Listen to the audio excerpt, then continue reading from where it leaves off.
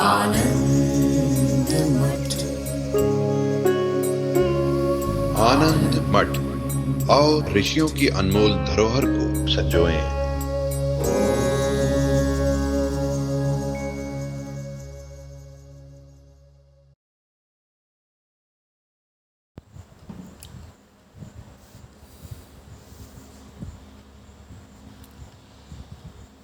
माता सरस्वती और महारानी लीला के मध्य आध्यात्मिक संवाद चल रहा है और अब तक के संवाद में ये निष्कर्ष सामने आया कि दृश्य प्रपंच की वास्तव में उत्पत्ति नहीं हुई है। प्रतीति अवश्य हो रही है और प्रतीति हो रही है, इसीलिए इस विषय पे चर्चा हो रही है। लेकिन यह वास्तविक उत्पत्ति नहीं है। चित तत्व ही जगत के रूप में प्रतीत हो रहा है, बिना परिणमित हुए। किसी भी चीज़ का जब निर्माण होता है तो निर्माण तभी होता है जब कारण में कोई परिवर्तन होवे। कारण यदि परिवर्तित हुए बिना कार्य रूप में दिख रहा हो तो उसे कार्य नहीं बोलते हैं, उसे प्रतीति बोलते हैं। ऐसे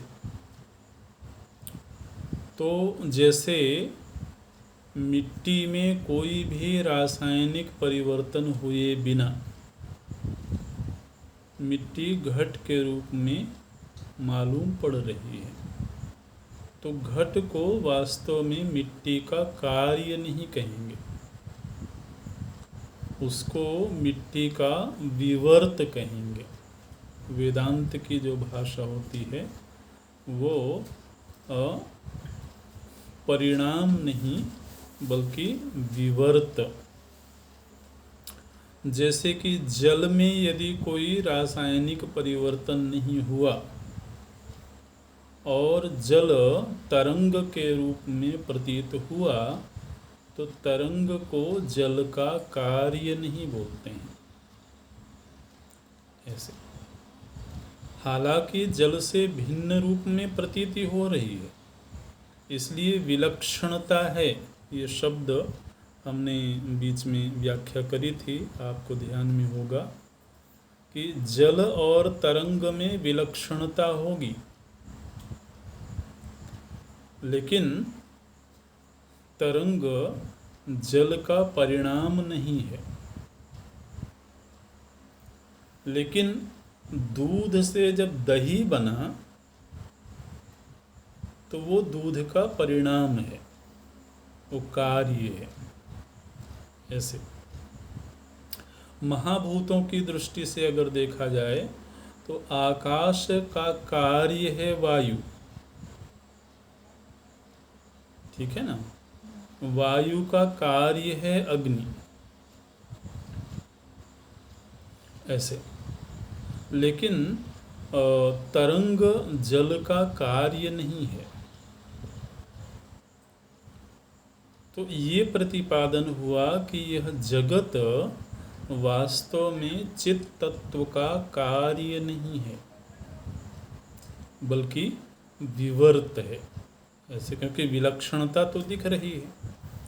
अब इतनी बड़ी विलक्षणता दिख रही है कि चित तत्व चेतन है और जगत हमको जड़ रूप में प्रतीत हो रहा है, तो विलक्षणता तो इतनी है कि बिल्कुल विरोधाभास दिखाई दे रहा है, बिल्कुल विपरीत लक्षण दिखाई दे रहे हैं। लेकिन ऐसा होने पर भी वेदांत ने ये निर्णय दिया कि जगत ब्रह्म का कार्य नहीं अपितु विवर्त है। ऐसे तो ये चर्चा होती रही। चर्चा ये चल रही थी कि जगत विवर्त ही सही, यदि यह संकल्पात्मक है, स्मृति रूप है, तो पूर्व के संस्कार रहे होंगे तभी नवीन जगत का सृजन हुआ होगा। स्वप्नवत, स्वप्न का दृष्टांत माता सरस्वती यहाँ कई बार देती हैं। तो ब्रह्मा जी के विषय में एक वाक्य आता है, सह सिद्धम चतुष्टयम। ब्रह्मा जी का जब जन्म होता है, देखिए सामान्य तौर पर ये कहा जाएगा कि स्वप्नवत यह सृष्टि यदि है तो यह हमारे पूर्व के संस्कारों से उत्पन्न हुई है। इसी तरह से यह सृष्टि ब्रह्मा जी के पूर्व संस्कारों से उत्पन्न हुई है, किंतु ब्रह्मा जी का स्वयं का शरीर, चाहे वह सूक्ष्म शरीर ही सही, लेकिन स्वयं का शरीर तो उन्हीं के संकल्प से उत्पन्न नहीं हुआ होगा क्योंकि संकल्प तो जब शरीरधारी हो गए तब हुआ। तो इसलिए माता सरस्वती बोलती हैं कि ऐसा कोई नियम नहीं है कि वही दृश्य सामने आएंगे जिनके पूर्व संस्कार रहे होंगे। ये कोई अकाट्य नियम नहीं है।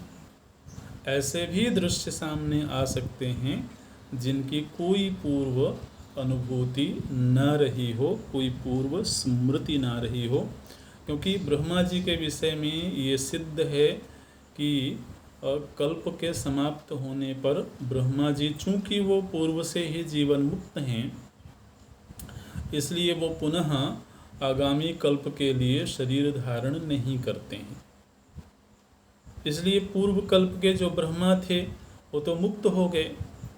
अब नवीन कल्प के ब्रह्मा नए आए तो उनको तो कोई पूर्व ब्रह्मा के कार्य की अनुभूति है नहीं,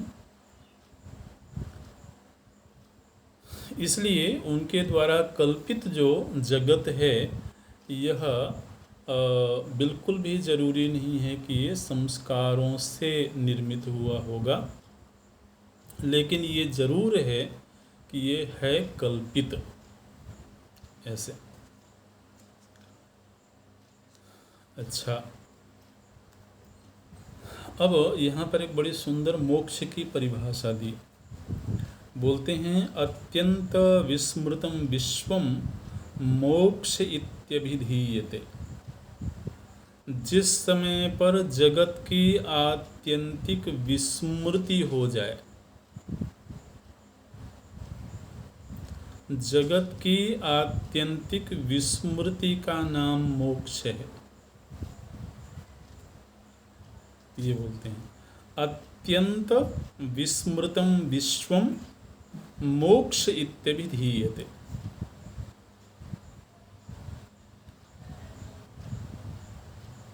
तो जगत की आत्यंतिक विस्मृति मतलब नाम और रूप, इन दोनों का बाधित हो जाना।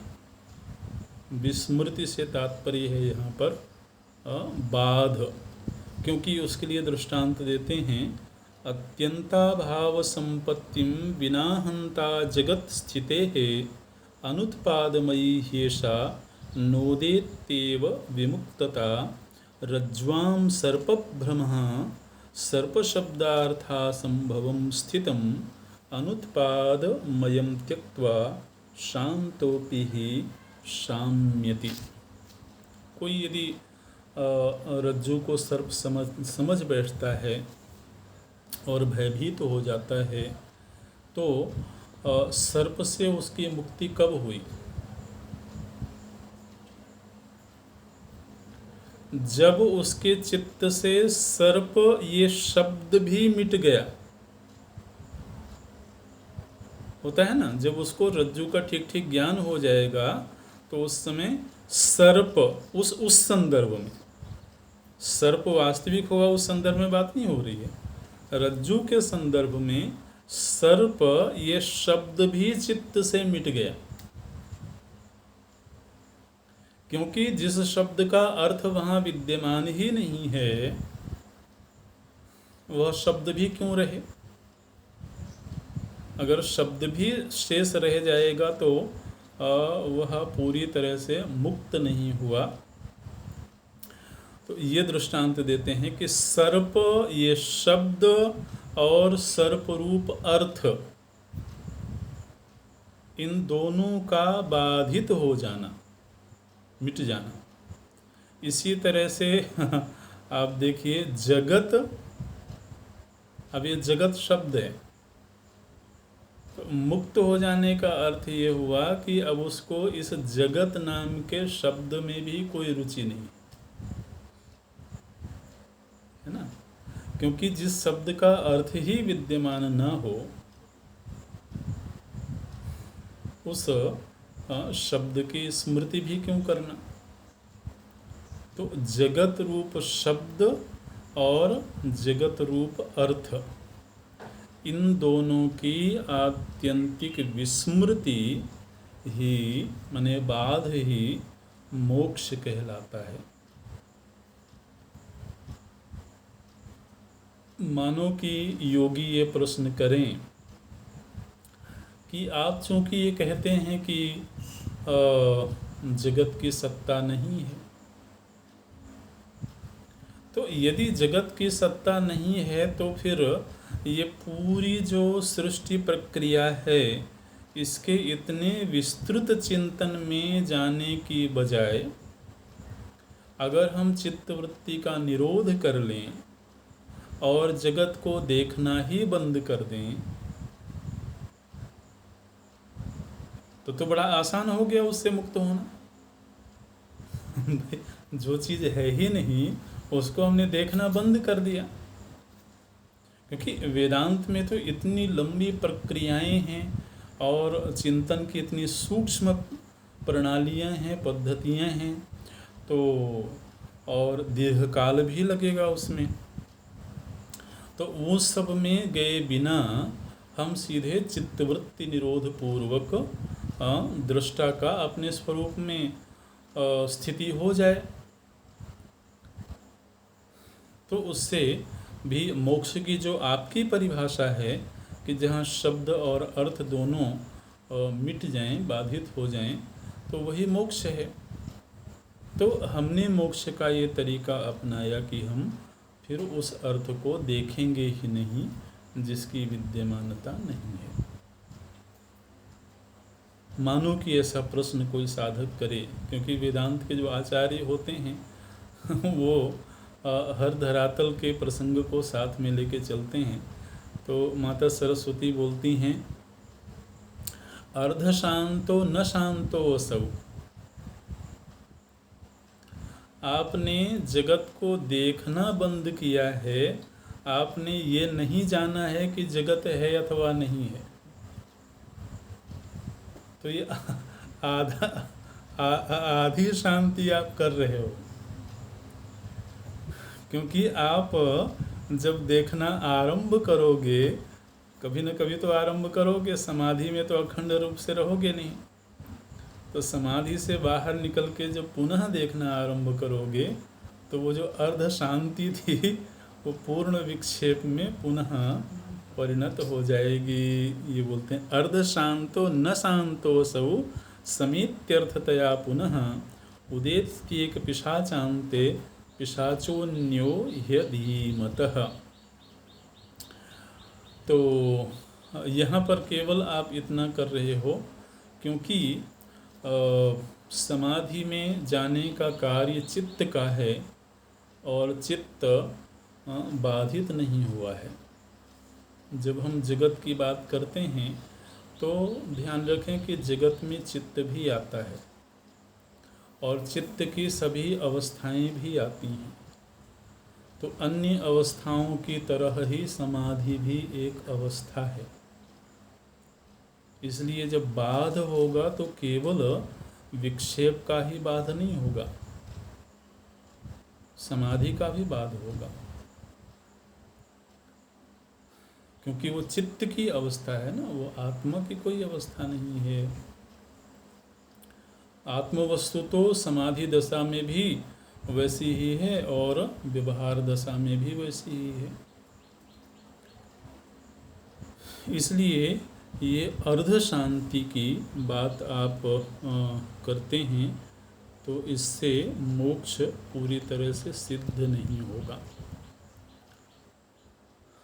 अच्छा, महारानी लीला बोलती हैं, ब्राह्मण ब्राह्मणी रूपे सर्गे कारण संस्मृति ही कथम अभ्युत्थिता सास्य स्मरणीयमिदं विना।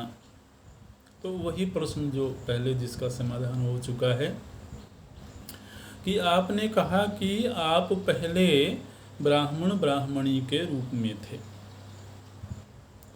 फिर उस ब्राह्मण ने राजा होने का निरंतर चिंतन किया, इसलिए अगले जन्म में आप राजा रानी होकर के पैदा हुए। लेकिन साथ में आपने ये कहा कि जो वर्तमान जीवन है यह पूर्व जन्म के संस्कारों से उत्पन्न हुआ। तो जिस समय हम ब्राह्मण के रूप में थे उस समय तो हमने उन वस्तुओं का अनुभव नहीं किया होगा जो हमें राजा होने पर अनुभव में आ रही हैं। अब ब्राह्मण जो वशिष्ठ थे उनके पास तो कोई मंत्री जाकर के उनको सलाह मशविरा नहीं करते होंगे, उनके पास कोई सेनापति तो जाकर के सेना संबंधी चर्चा नहीं करते होंगे, है ना। तो राजकार्य संबंधी जो वर्तमान अनुभूतियाँ, वर्तमान दृश्य प्राप्त हो रहे हैं वो पूर्व जन्म में तो अनुभव में नहीं आए होंगे। तो इसलिए वर्तमान में कैसे प्रकट हो गए। तो माता सरस्वती ने उसका उत्तर दे दिया है कि ये कोई अनिवार्यता नहीं है कि पूर्व अनुभूति ही कालांतर में संकल्प का विषय बने।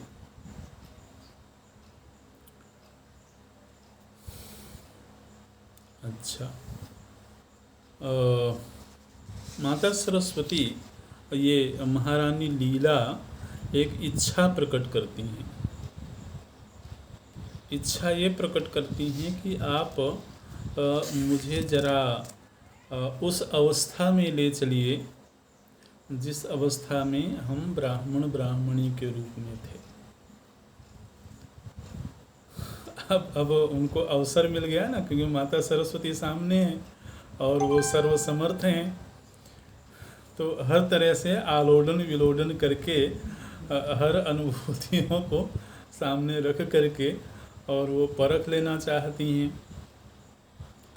तो उन्होंने निवेदन किया कि आप मुझे उस गांव में ले चलिए, वो जो पर्वतीय गांव था उस गांव में ले चलिए, और हमारे पति राजा जो थे वो ब्राह्मण के रूप में थे और मैं ब्राह्मणी, तो उस दृश्य का मैं एक बार अवलोकन करना चाहती हूँ। यत्र असौ ब्राह्मणो गेहे ब्राह्मण्या सहितो भवत तम सर्गम तम गिरिग्रामम नयमाम तम विलोकये। माम नय तम ग्रामम तम गिरिग्रामम, उस पर्वतीय गांव में आप मुझे ले चलिए। क्यों? तम विलोकये, मैं उसका अवलोकन करना चाहती हूँ। तो माता सरस्वती ने कहा कि ठीक है, ले चलेंगे, लेकिन आपको यह शरीर छोड़ना होगा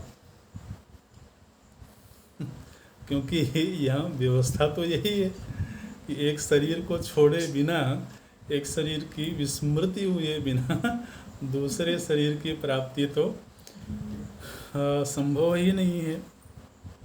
इसलिए अवश्य ले चलेंगे, क्योंकि चित्त तत्व पूर्व काल में जो भी बन चुका है वो अभी भी बन सकता है।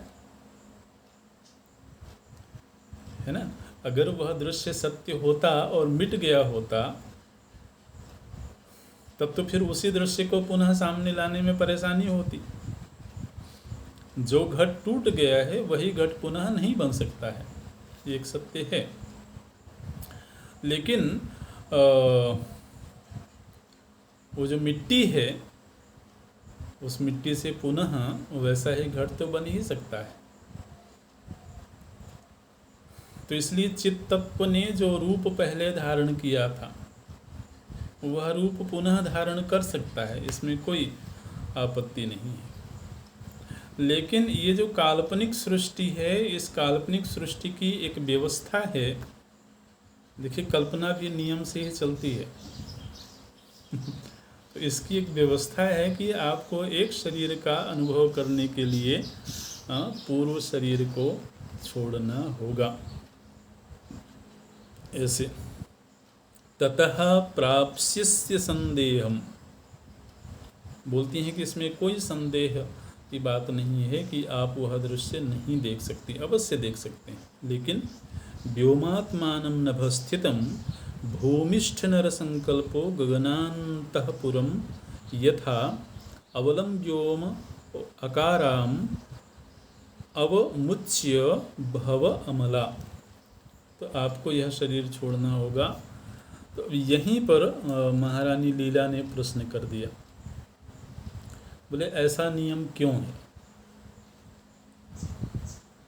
यदि एक ही तत्व सारे रूप धारण कर रहा है, उसी ने वर्तमान शरीर धारण किया हुआ है, और वही हम जिस ब्राह्मण को देखना चाहते हैं वो रूप धारण करेगा, तो फिर ऐसा नियम क्यों है कि एक आकार का त्याग होने पर ही दूसरे आकार का अनुभव हो सकता है? ये प्रश्न किया है। अमुना देवी देहेन जगद अन्यद अवाप्यते न कस्मादत्र मे मुक्ति युक्तिम न कस्माद अत्र मे युक्तिम कथय अनुग्रहाग्रहात्। तो ऐसी व्यवस्था क्यों है?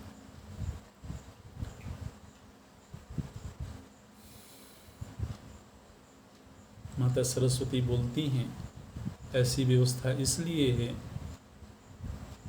क्योंकि ये सारे दृश्य कल्पित हैं। तो हर कल्पना अपने आप में नवीन होती है। आकार चाहे भले वैसे का वैसा ही हो, ध्यान दीजिएगा, बड़ी सूक्ष्म बात बोल रही हैं। आकार चाहे भले वैसे का वैसा ही हो, लेकिन चूंकि वो कल्पित आकृति है, इसलिए पूर्व की कल्पना से आगामी कल्पना भिन्न होती है। तो एक कल्पना मिटती है तब दूसरी कल्पना खड़ी होती है, ये बोलती है। अयम प्रपंचो मिथ्यैव सत्यम ब्रह्माहमद्वयम् अत्र प्रमाणम वेदानाम गुरुवो अनुभवस्तथा। तो यहाँ वेदांत और गुरुओं ने ये प्रमाण दिया है कि यह प्रपंच मिथ्या है, और मिथ्या प्रपंच में हर कल्पना अपने आप में नवीन होती है। ऐसे जिस तरह से हम उसी स्वप्न को पुनः नहीं देख सकते हैं जिसको हमने पूर्व रात्रि में देखा है, वैसा ही दिख सकता है, इसमें कोई संभावना नहीं, लेकिन वही नहीं दिख सकता है क्योंकि वो एक चित्त की वृत्ति थी ना। कल्पना क्या है? एक वृत्ति है। तो इसी तरह से जो वर्तमान शरीर है, ये समझ लीजिए कि चित्त की एक वृत्ति है। तो एक वृत्ति मिटेगी तब नवीन वृत्ति का उद्भव होगा। ऐसे इसलिए ये संभव नहीं है। संकल्प नगरस्यैव ममाकाशमयं वपुः ब्रह्मैव चान्तः पश्यामि देहेन अनेन तत्पदम्। तो माता सरस्वती ने कहा कि ऐसा करो कि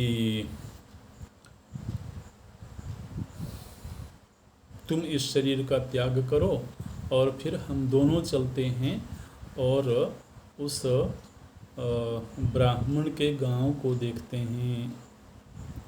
तो सरस्वती जी बोलती हैं कि मैं भी तुम्हारे साथ चलती हूँ और हम लोग उस गांव का, उस ब्राह्मण दंपति का अवलोकन करते हैं। इसके लिए तुम अपना शरीर छोड़ो। तो महारानी लीला ने कहा कि आप केवल मुझे मेरा शरीर छोड़ने को क्यों कह रही हैं? वो तो फिर आपको भी तो अपना शरीर छोड़ना होगा। अगर एक तो आप कह रही हैं कि हम साथ चलते हैं, तो फिर आपको भी अपना शरीर छोड़ना होगा। देखिए, ये सब बड़ी मर्मस्पर्शी और सत्य का उद्घाटन करने वाली बातें हैं। माता सरस्वती जी बोलती हैं कि मैं मुक्त हूँ,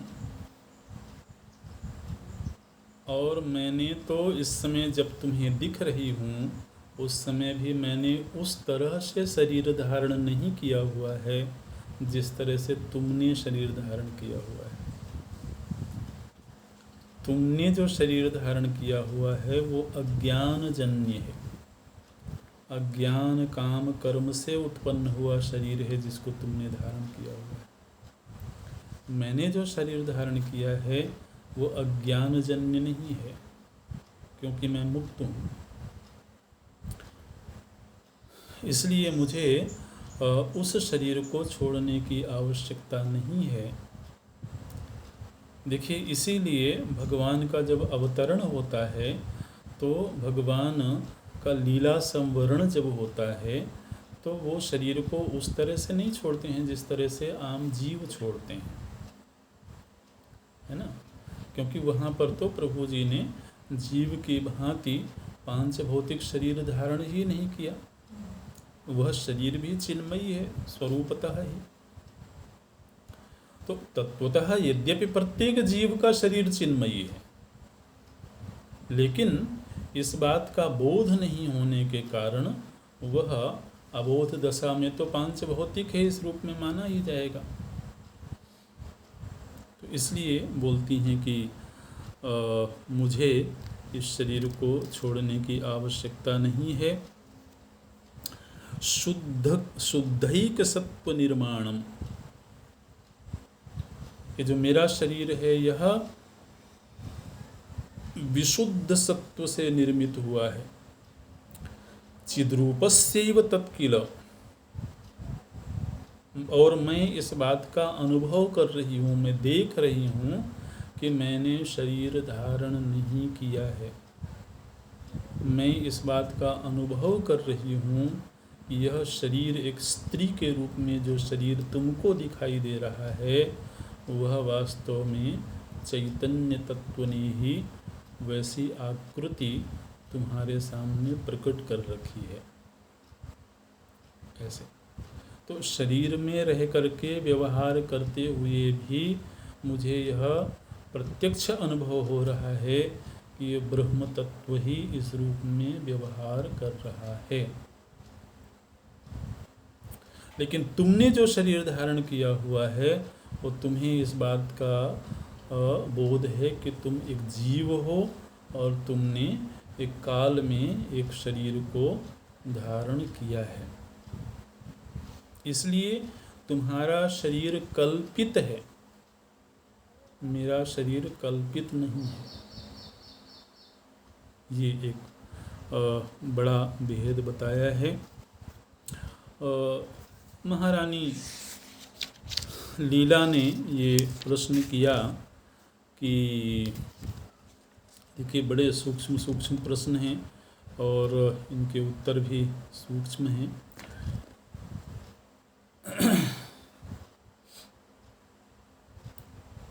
जिस तरह से स्वप्न का शरीर स्थायी नहीं होता है क्योंकि वह कल्पित है, उसी तरह से इस जगत को भी स्थायी नहीं होना चाहिए क्योंकि यह जगत भी कल्पित है, स्वप्नवत आप ऐसा कह रही हैं।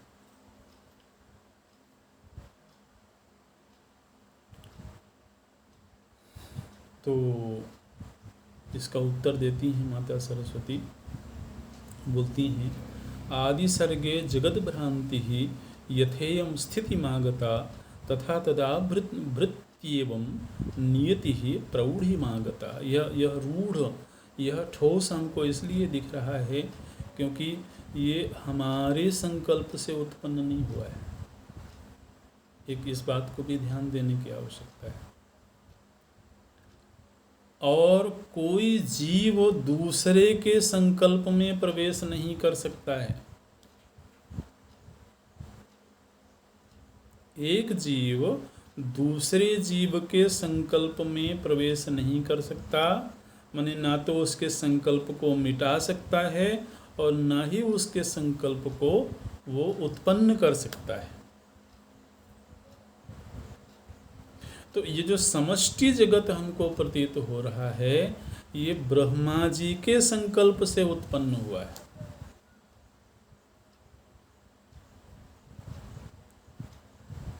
तो इसलिए वो ब्रह्मा जी ही चाहेंगे कि मेरा संकल्प मिट जाए, मैं अब सो जाता हूँ तो वो मिट जाएगा। लेकिन कोई दूसरा जीव अगर ये चाहे कि जिस तरह से मेरा स्वप्न मिट गया उसी तरह से इस जगत को भी मिट जाना चाहिए क्योंकि यह स्वप्न तुल्य है, तो ये असल में इसमें अंतर ये है कि ये किसी और का संकल्प है। इसलिए हम पुराणों में ये बात पढ़ते हैं कि जब ब्रह्मा जी का दिन पूरा होता है और वो शयन के लिए जाते हैं तो इस सृष्टि का प्रलय होता है। माने प्रलय का मतलब अवस्था परिवर्तन हो रहा है ना, तो एक अवस्था का जो प्रपंच है वो मिटेगा। जैसे कि हमारे व्यष्टि जीवन में यही हो रहा है कि जब हम निजी जीवन में अवस्था परिवर्तन करते हैं, तो जब हम जागृत से स्वप्न में गए तो हमारी दृष्टि में जगत मिट गया, हमारा जो जागृत का प्रपंच था। इसी तरह से स्वप्न से जब हम जागृत में आए तो स्वप्न मिट गया, क्योंकि वो हमारा अपना संकल्प था, अपने संस्कारों से उत्पन्न हुआ था। ठीक इसी तरह से यह समष्टि प्रपंच चूँकि ब्रह्मा जी के संकल्प से उत्पन्न हुआ है, इसलिए ये ब्रह्मा जी जब चाहेंगे, जब वो अवस्था परिवर्तन करेंगे, तभी ये मिटेगा। साधक इसके याथात्म्य को जान सकता है। देखिए, एक चीज़ होती है किसी चीज़ को मिटाना और एक चीज़ होती है किसी के सत्य को, उसके यथार्थ को जान लेना। हम स्वप्न देख रहे हों तो स्वप्न को देखते हुए भी हम स्वप्न को मिटा सकते हैं। कैसे? उसी समय अगर हमें ये बोध हो जाए कि ये तो स्वप्न है, स्वप्न देखते समय ही यदि हमें ये बोध हो जाए कि ये स्वप्न है और बोध के साथ साथ वह दृश्य चलता भी रहे, तो उससे हमें क्या परेशानी है? तो इसी तरह से ब्रह्मा जी के संकल्प से, उनकी स्मृति से अगर यह प्रपंच उत्पन्न हुआ है तो हमें उसको मिटाने की आवश्यकता नहीं है और हमारे पास में वो स्वातंत्र्य भी नहीं है। लेकिन हमारे पास में ये स्वातंत्र्य है कि हम ये जान सकें कि ये जो ब्रह्मा जी का संकल्प है ये सत्य है अथवा कल्पना है। ऐसे तो इसलिए बोलते हैं कि संकल्प नगरस्यैव ममाकाशमयं वपुः ब्रह्मैव चान्तः पश्यामि देहेन अनेन तत्पदम्। अच्छा, यत्र स्वसंकल्पपुरं स्वदेहेन न लभ्यते तत्र अन्य संकल्पपुरं देहोन्यो लभ्यते कथम। बड़ा सुंदर दृष्टांत देती हैं। बोलिए कि ये बताओ, तुमने किसी नए शरीर का संकल्प किया, वर्तमान जो शरीर है वो तो है अपनी जगह पर, और तुमने किसी नवीन शरीर का संकल्प किया, तो अपने ही किए हुए नवीन शरीर को, संकल्प से प्राप्त शरीर को तुम प्राप्त कर सकते हो क्या, जब तक इस शरीर को नहीं छोड़ोगे? तो जब तुम अपने ही संकल्पों को पूरी तरह से प्राप्त करने अथवा मिटाने में समर्थ नहीं हो, तो तुम ये कैसे सोच सकते हो कि जिसने समष्टि संकल्प किया होगा उसके संकल्प को तुम मिटा पाओ? यत्र स्वसंकल्पपुरम स्वदेहेन न लभ्यते। अपने संकल्प से उत्पन्न जो नवीन देह है, पुर का एक अर्थ होता है देह, तो स्वदेहेन, इसी देह से उस नवीन देह को तुम नहीं प्राप्त कर सकते, तो फिर तत्र अन्य संकल्पपुरम, दूसरे के संकल्पपुर को देहो अन्यो लभ्यते कथम, दूसरा देहधारी कैसे प्राप्त कर सकता है? ऐसे तो ये एक प्रश्न था जिसका उत्तर दिया गया। 2-3-4 प्रश्नों को हमने देखा जिनमें कि, और ये बड़े हृदय पटल को उद्घाटित करने वाले प्रश्न हैं जिन पर चर्चा की गई। उसमें एक चर्चा ये हुई कि हमको यदि कोई भी नवीन देह का अनुभव करना है तो हमें पूर्व देह को छोड़ना पड़ेगा। ऐसे अनेक महापुरुषों के ऐसे दृष्टांत आते हैं जहाँ पर कि उनको पूर्व के शरीरों की स्मृतियाँ हुई, है ना, पूर्व जन्म की स्मृतियाँ हुई। लेकिन उन प्रसंगों को जरा गौर से पढ़ने की आवश्यकता है, और जहाँ तक हमको याद आ रहा है, थोड़ा बहुत ही हमने उस तरह के प्रसंगों का अध्ययन किया होगा, लेकिन एक बार पुनः यदि कहीं वो उपलब्ध हों तो उनको देखना चाहिए कि जिस महापुरुष ने अपने पूर्व शरीर का स्मरण किया, तो जितनी देर तक वो पूर्व शरीर के स्मरण में रहे उतनी देर तक उन्होंने वर्तमान शरीर को विस्मृत किया, है ना। फिर किसी और पूर्व जन्म के शरीर में गए तो फिर किसी और शरीर को उन्होंने विस्मृत किया।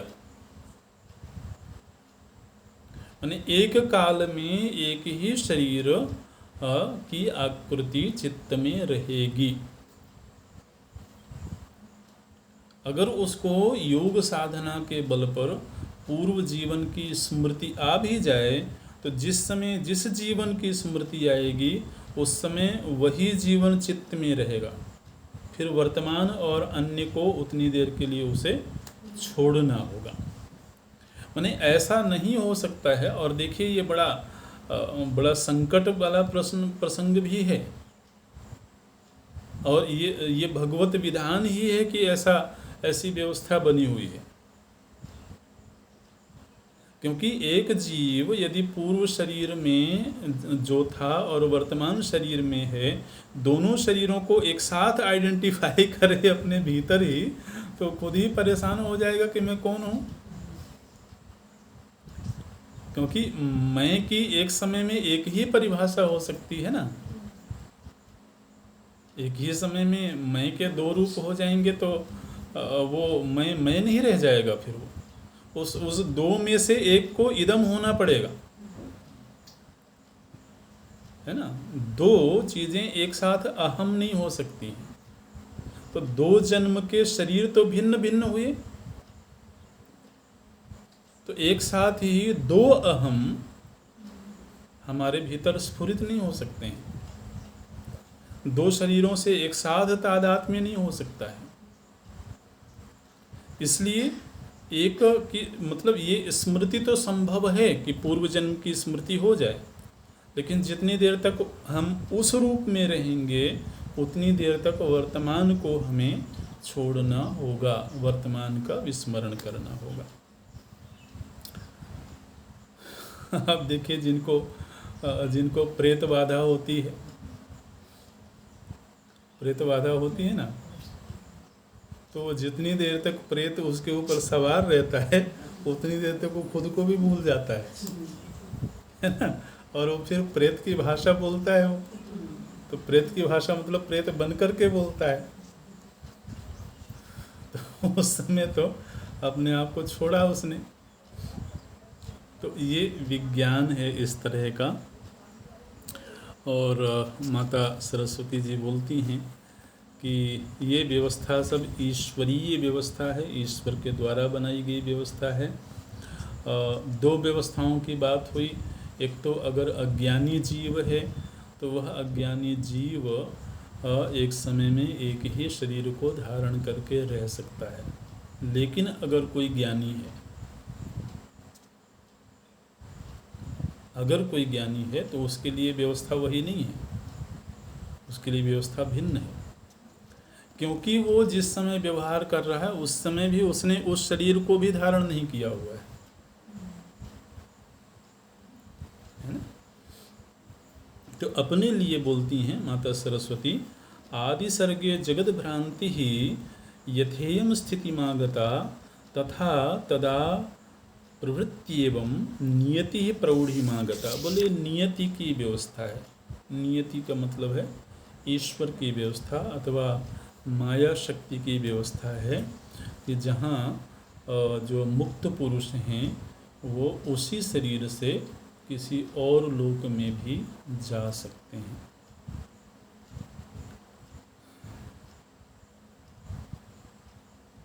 ऐसा हम कभी कभी इतिहास में सुनते हैं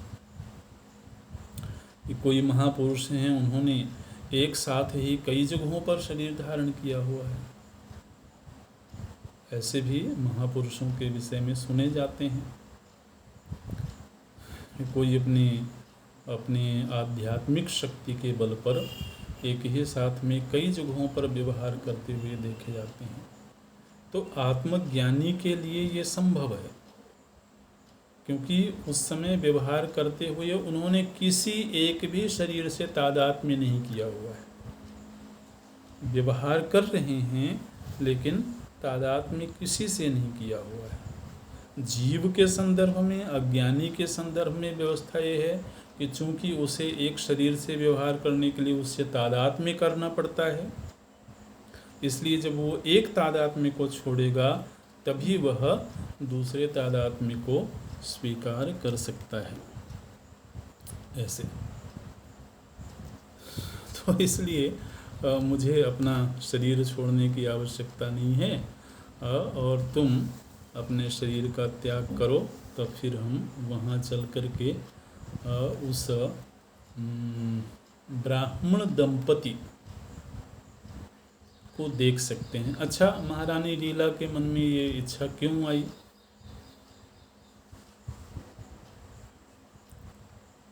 क्योंकि वो परीक्षण करना चाहती हैं। माता सरस्वती ने कहा है ना कि आप ही पहले ब्राह्मण दंपति के रूप में थे, तो परीक्षण कर लेना चाहती हैं कि मैं उस रूप में थी फिर इस रूप में हूँ। और इसका एक और बड़ा आध्यात्मिक लाभ है।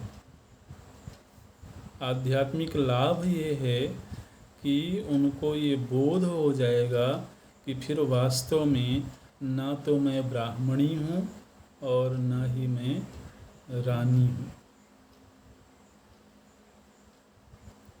ऐसे तो ये घटना घटी है। और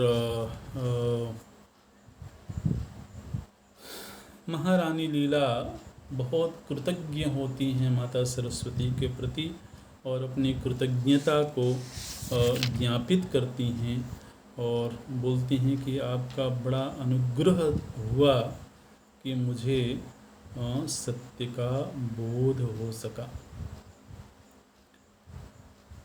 ऐसे बड़ी कृतज्ञता ज्ञापित करती हैं। और जो राजा के मृत्युजन्य वियोग से वो ग्रस्त थी, शोकग्रस्त थी, उस शोक से वो निवृत्त हो गई और उनको यथार्थ का बोध हुआ। इस तरह से वो यही संपन्न करते हैं। ओम पूर्णमदः पूर्णमिदं पूर्णात् पूर्णमुदच्यते पूर्णस्य पूर्णमादाय पूर्णमेवावशिष्यते। ओम शांति शांति शांति। हरि ओम श्री गुरुभ्यो नमः। हरि ओम। कल गुरु पूर्णिमा है, तो आप सभी को